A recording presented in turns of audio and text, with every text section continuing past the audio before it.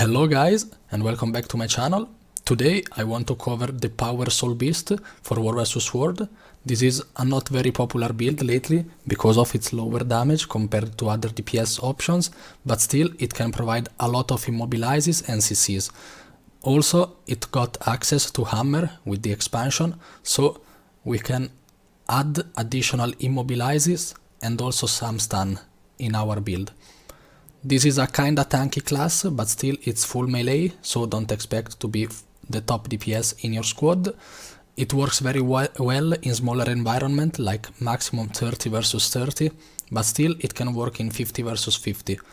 The immobilizes are so good because also the corruptions were nerfed, so we have more stability in parties and it's harder to stun the enemies or to CC them. With the immobilizes, the enemies will have to keep the stability from the corruption and also keep the cleanses up for your immobilizes.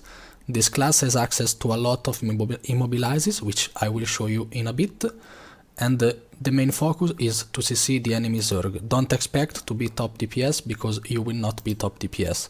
The hammer is very low damage, but the axe with the sword and the axe are decent damage, but still the skills have quite a lot of cooldown, especially the skill 5 from the axe, but still they can do a lot of burst if you can hit them properly. This is the build. We run Skirmishing, Beast Mastery and Soulbeast. On Skirmishing we run Primal Reflexes for some vigor when we evade an attack. Then we have Strider Strength to gain some more power and also some might. This is a greedier option, but still a more damage option compared to Spotter. Just run Spotter if you notice the Fury uptime is lacking in your party, but it shouldn't be if your supports or other classes in your party are doing their job. Then here it's up to you from Quick Draw to Vicious Quarry. You can choose both of these traits, it depends on what you want. Let me explain it. So Vicious Quarry gives us 10% critical chance increase, which makes us get more power and ferocity on the gears. We can ignore a bit the precision, and also we get more ferocity when we have Fury. This means that our skill 5, which is our main damage dealer on the axe, will be a lot more damageful compared to when you run the Quick Draw. Quick Draw, though, is a very strong trait because whenever you swap weapon once every 9 seconds, the first weapon skill you will run will have its cooldown reduced by 66%, meaning that you can use this skill 5 and it will be reduced by a lot of cooldown, like it will have like 6 seconds cooldown total. So you can use it twice in like 6 seconds instead of once every 20 seconds. So this will be better in longer fights, in my opinion. You will have more damage, but still your main goal is to generate downies. Like you immobilize them, you use your skill 5 and it has to deal the most damage possible. So in my opinion you should run Vicious Quarry. Also thanks to this you will not have to run a lot of precision in your gears because of the 10% critical chance increase. If you run Quick Draw though, you can also use it for your skill 4 on your hammer. The other skills are not worthy in my opinion. This will apply some weakness, immobilize and vulnerability. You press it, you see 3 waves. The first one is weakness, then immobilize and then vulnerability. So if you run the Quick Draw, use it for the skill 5 on your axe or the skill 4 on your hammer. On Beast Mastery we run Potent Ally. It's not a super good trait, but still it's the best compared to the others, and the same goes for Natural Healing. Consider that you will be merged 100% uptime, so every trait for your pet also applies to yourself. Then we have the Honed Axe. You and your pet gain ferocity, axe skills gain reduced recharge and you gain additional ferocity while wielding an axe. So this is a lot of damage boost for our axe skills and also cooldown reduction. Very strong trait. Basically this is the reason why we run the Beast Mastery trait line. On the Soulbeast we run Live Fast. Using a beast ability grants you offensive boons, meaning that your F3, which you will be running before your skill 5, you press it and you will pull the enemies to you and immobilize them, and also you get fury and quickness, so you can perform your skill 5 much faster, like 50% faster, with, of course, with quickness. Then we have Essence of Speed. Gaining quickness increases the duration of other boons affecting you, 2 seconds. You will get quickness with this, and also when your allies give you quickness, you will extend the duration of your current boons. Then here we have Leader of the Pack. Stance skills increase duration on you and grant their effects to nearby allies for a reduced duration, meaning that whenever you use your skill 6 and skill the Doliac stance, you will also apply these effects to your allies for a shorter duration. This is not a super good trait because it's usually used in PvE to share the one wolf pack, but still it can offer some support, and since you do very low damage, you will not need oppressive superiority, which is like 10% damage increase. So I think it's not worth it. Just go Leader of the Pack. You will notice it's kinda strong in my opinion. Let's get to the gears. Everything on the armor is Marauder. Then we run also the superior rune of the eagle because we need some precision, and also of course the ferocity. On the hammer we run still Marauder, superior sigil of absorption. This can be changed to force or maybe something else if you want. I run it because the skill 5 on the hammer applies a stun when you cast it, so if you interrupt the enemy you will steal some boons from them. I think this is decent since the damage is kinda low, so you don't need anything else. And then superior sigil of bloodlust, which is nice for some additional power. Then on the dagger and on the sword and axe, sword axe, we run force and frenzy to reduce some cooldown on the skill 5 on the axe, and they are both Marauder stats. On the trinkets we run everything on Marauder except an accessory and also the amulet. Amulet and accessory are dragon, one of them, and the rest is Marauder. So with this we have 71 critical chance, and with Fury we get 30 with this trait, so we get 100% critical hits. The relic I chose is the Relic of Fireworks. Upon dealing strike damage using a weapon skill with a recharge time of 20 seconds or more, gain 77% strike damage for 6 seconds. Refresh duration on stack. So it means that we will have basically free 7% damage to our whirling defense. You press it, you will hit the enemies, and you will get this boon for 6 seconds. So it's the most bursty relic we have right now, and I think since this build focuses a lot on the immobilizes and on hitting your skill 5, you should run this relic, in my opinion. Let's take a look and an explanation to the skills. You have to be merged with your pet all the time. The pet is the juvenile hyena, so you always stay on merge. Your skill F1 is a potent leap in front, which helps you to reposition, to run from the enemies and also to get back to your commanders. The skill F2 is another similar leap but very shorter and also much slower, so it's not the best skill. It applies a knockdown on 3 targets and it is a combo finisher leap. It's a decent skill, but you won't find yourself using this a lot of time, many times. Your most important skills on your pet skills is this F3, which is a pull. Basically you press it and all the foes, 5 foes around you, will be pulled in a radius of 300, and once they get pulled to you, they also get immobilized, and then you grant yourself fury and quickness thanks to this trait, live fast.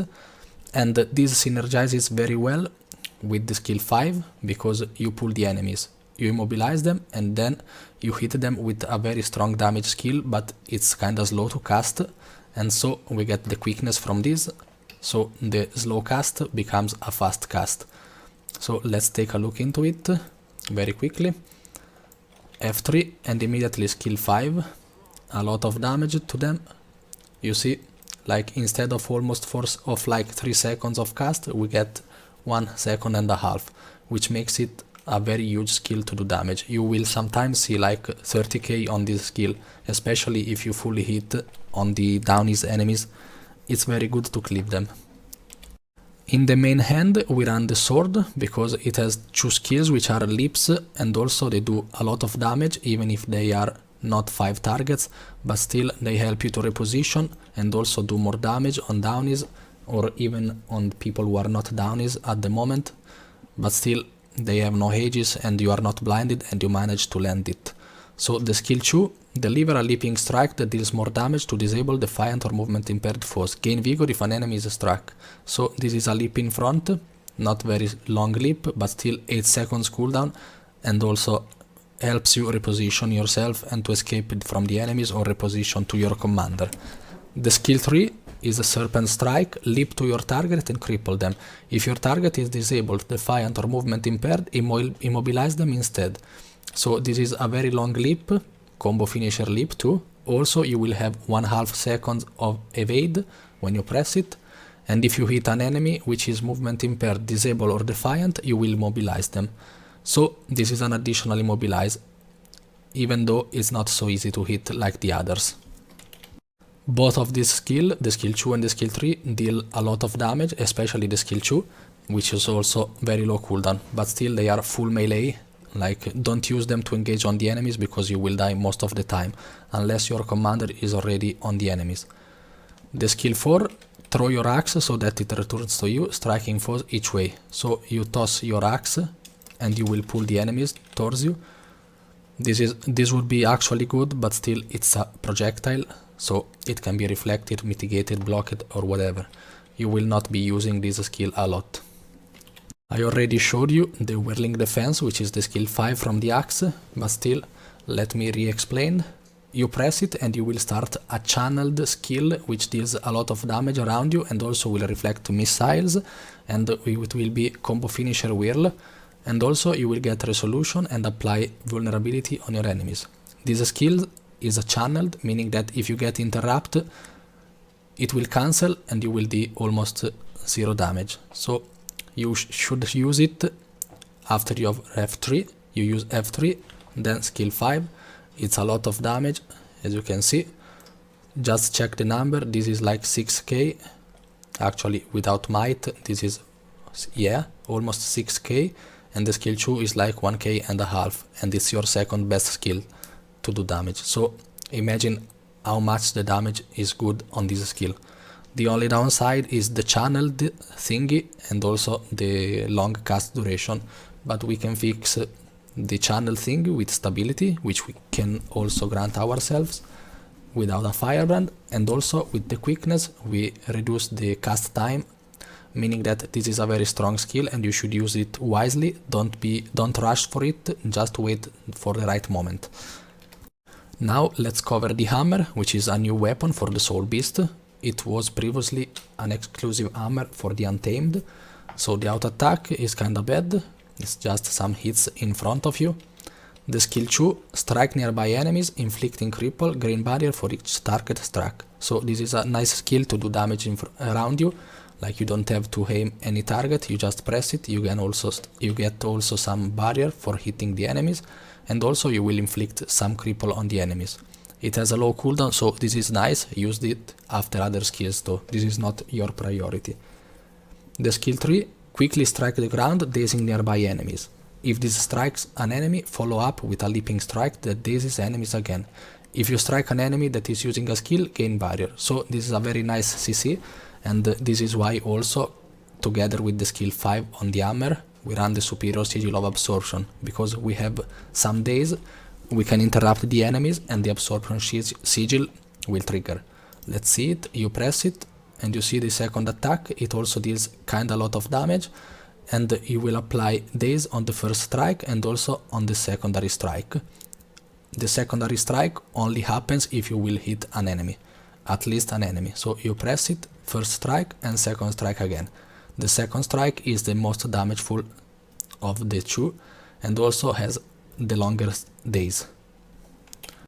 The skill 3 is one of your priority skills once you are melee in the enemies when you press the hammer. The other priority skills are your skill 4 and 5 on hammer. The skill 4, you smash the ground, creating 3 expanding shockwaves that apply condition. You also get protection. Let's see it on the enemies. You will see the progression of the conditions. They should be first weakness, then immobilize, then vulnerability. So let's press it. Weakness, immobilize, and vulnerability. So this is the best skill on your hammer just because it applies immobilize, and also protection. This is good to reduce damage and also to immobilize the enemies. The damage is kinda low, but still it's what make the hammer worth it because it has more immobilize with this. The skill 5 is a very long leap, similar to the F1 from the warriors, the hammer stun, the earth shaker. You press it with a target, you cannot ground target it, you press it. If you have no target, you will just go in front. If you have a target, you will leap to the target. And at the end you will deal almost 0 damage, but still it's a combo finisher blast and also applies knockdown for 2 seconds. This is another nice CC and also can be used if you are far behind your commander. You press it to catch up and also to escape. Let's say these golems are my enemies, I'm out of cooldown, I'm just trying to survive. You remove the target like this, you press something here, you remove target, skill 5 in front, and I leave them behind. Very nice to escape too, but still always use it to do damage and stun the enemies. Escaping shouldn't be an option if you are winning the fight. The utility skills and the heal skill and the elite skill are healing skill, bear stance, heal yourself and your pet, meaning that you will only heal yourself because you are merged all the time. Lose conditions while in this stance, healing for each conditions lost. So this is a very nice condition cleanser for yourself and also to heal yourself. And also with the trait here on the Soulbeast, we will share this stance with our allies for like 4 seconds. You see, bear stance, 4 seconds. So it's very nice also to support your allies, since this build doesn't offer a lot except the immobilizes and some CCs.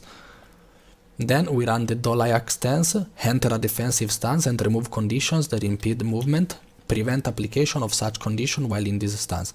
This is, in my opinion, one of the best skills in the game, because not only it will remove conditions like immobilize, cripple and chill, but also for the duration you can't be immobilized, crippled and chilled like in any case. Enemies cannot apply these conditions on you. When they try to apply them, they will see immune on their screen. And you can share this stance with the trait leader of the pack again, so it makes your party invulnerable from immobilize, chill and cripple for like 4 seconds and 9 seconds on you, because on you it lasts more. And also you will get stability when you press it, and also break stun, only on yourself though. You cannot share the stability. Let me try on this guy here, which is fighting each other. If I press this, do they get stability? Oh, actually they also get stability. I didn't know, I just discovered. So it's an AoE stability too. It's a very strong skill which should be run, in my opinion, in almost any Soulbeast build. The other utility skill is Signet of the Wild. It gives us ferocity, and also you have to press it because it's an additional immobilize, and its melee around you radius 240. You press it, you see this pulsing immobilize, total for 4 times, which is good, 4 times immobilize. So even if they remove once the immobilize, they get reapplied it for one another second, totally 4 pulses. The other utility skill is Muddy Terrain. You press it, it's a big AoE, it is ranged, you can also throw it from here. You press it, it's not a projectile, so you can throw it like even from far behind. It will apply immobilize at the creation for 2 seconds, and then it will be like 5 pulses totally for 10 seconds, 1 pulse every 2 seconds, and every pulse will apply cripple and slow, which is some conditions which are kinda aids to deal with, because cripple is 50% less movement speed and slow will slow the cast time on the enemies. And also if you apply conditions to the enemies, they try to remove your immobilize, and maybe they don't because they remove just the other conditions and they stay immobilized for longer. So conditions are very good on this class. The elite skill is of course Entangle. You press it and in a radius around you for 600, everyone gets immobilized, like 5 targets, and also bleeding. This skill is unblockable, so make sure to hit it when you are not blinded by enemies, because they cannot block them. The only downside of this is, like, the only way to avoid it is dodging. If the enemies are dodging while you press this, they will not get immobilized, and also if you are blinded. So make sure you are not blinded ever, so you can press it, and you see you apply these binding roots on the enemies, and they cannot get free unless they get cleansed or they kill the roots too.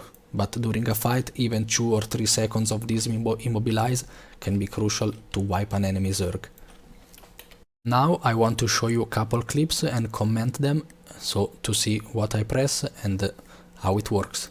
Consider that in some of these clips I don't even have a Firebrand, because some people compare this class to a meme class, and they are not super wrong, but still it can really work and it can perform better than meta classes sometimes, and also while also offering all these immobilizes. So let's take a look to it. So let's go. We are about to clash here. I go in front, I cast Entangle to immobilize this portion of enemies here, and then Muddy Terrain. Notice that I pressed also the Dolly Axe stance, because I needed stability. I don't have a Firebrand. I used my skill 3. Let's see it again. Skill 3, okay, the enemies were not there actually. Then skill 4, you can immobilize also the downies with your immobilizes, and this is especially good for the elementalist. If they are down and you immobilize them, they cannot mist form away. Like, they can use mist form, but they cannot move around. So it's very useful to keep them in place, and so they don't get back to their Zerg and get rest. So here I can do nothing because I am full melee. I engage with my skill 5 from the hammer. I swap to sword axe. I press my signet to immobilize around me. F3 and skill 5. A lot of damage. I finish off the downies. Skill 3 to reposition myself. Skill 2. And at this point we are just chasing the enemies. I throw some immobilize again. The Muddy Terrain. And so this fight is over. This is another decent fight, which shows how strong the Immobilize can be. The enemies are running to us. Let's start this. Okay, they are running to us. I move to the side. I press my Muddy Terrain because it's the only ranged Immobilize that I have. Some may get immobilized here, I'm not sure. Then they get to me. I use Entangle. You see how many down is because I immobilized them, and also they got CC'd in our wells. So my Zerg was casting their wells and everything they had on the enemies. So if you immobilize the enemies in these cases, like, they will get down very fast. Try to synergize your immobilizes with the necro wells, and also with the berserker mod from berserkers, and with the revenants doing damage with their hammer and greatsword. So don't waste your immobilizes randomly when your Zerg has no cooldowns left. Try to synergize your immobilize with your cooldowns on your parties and on your squad. So if they hit together, you will destroy the enemy Zerg. So hammer 4 here. I got blinded again. Then my signet. F3, skill 5. 21k on that guy. Let's see it again. It got chilled, pulled, immobilized, and dead. And then a skill 3. And at this point the fight is over. We are just chasing them and finish them down. Skill 3, skill 4 from the hammer, additional CCs. I have Muddy Terrain ready again. I can use it to catch up on the enemies, but still it's over. This is it for today's video, guys. Thank you for watching as usual. Please consider leaving a like and a subscribe if you enjoyed my videos and my content and the builds I deliver to you. Please keep in mind that this build is not made to be the top DPS. You will see yourself most of the time below the top 10 of the DPS classes, so don't get sad, because the main goal of this build is to inflict immobilize. Thank you for watching and see you on to the next video. I hope you enjoyed it. Bye!